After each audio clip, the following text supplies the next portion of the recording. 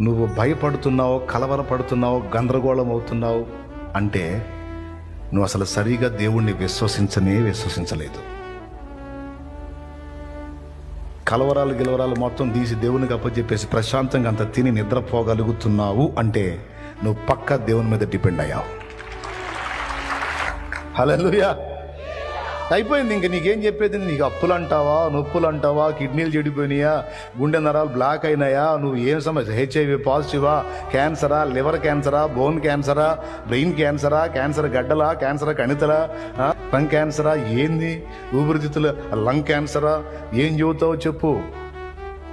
ఆయన చిత్తం ఉంచితే ఆయన సాక్షిని స్వస్థపరుస్తాడు, ఎంతోమందిని బాగు చేశాడు. ఒకవేళ స్వస్థపరచకుండా తీసుకున్నాడు అనుకో, పౌలు, పేతురు, యోహాను, యాకోబు భక్తులందరినీ కలుసుకుంటా. ఉంచిన స్తోత్రం, పోయిన స్తోత్రం. పరిణతి చెందిన వాళ్ళు ఈ మొక్క అనుకుంటారు.